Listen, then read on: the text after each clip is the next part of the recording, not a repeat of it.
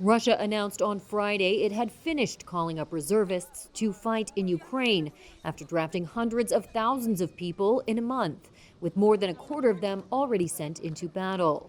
The divisive draft, Russia's first since World War II, sent tens of thousands of men fleeing the country and gave rise to the first sustained public protests against the war. President Vladimir Putin ordered the call-up in September after suffering battlefield losses. Russian Defense Minister Sergei Shoigu delivered the news to Putin in a televised meeting Friday. The dispatch of citizens called for mobilization was completed today. Citizen notification has been discontinued. The task set by you of mobilizing 300,000 people has been completed. No further measures are planned. Ukraine's President Volodymyr Zelensky on Friday said he doubted Moscow was finished calling up soldiers. We get a very different feeling from the front line. Even though Russia tries to put pressure on our positions using conscripts, they are so poorly prepared, equipped, so brutally used by their command that it allows us to predict that very soon Russia may need a new wave of people sent to the war. We are preparing for this.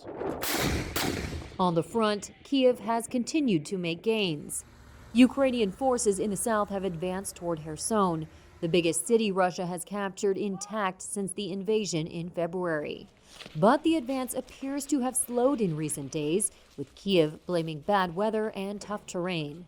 On Friday, troops dug into muddy trench lines north of the city, exchanged rocket, mortar, and artillery fire with Russian troops less than a mile away.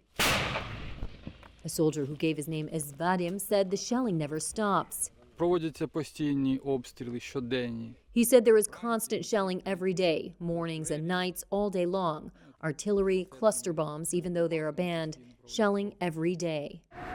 Putin's escalation in recent weeks has also included a new campaign to rain down missiles and Iranian-made suicide drones on Ukrainian civil infrastructure targets, knocking out electricity. Kiev says the strikes meant to freeze Ukrainians in winter are an intentional war crime. Moscow, which calls its invasion a special military operation, says it is permitted as retaliation for Ukrainian attacks, including a blast on a bridge to Crimea. The United States, meanwhile, announced it would send another $275 billion in military assistance to Ukraine, including arms, munitions, and equipment from Pentagon inventories, bringing U.S. military assistance to the country under the Biden administration to more than $18.5 billion.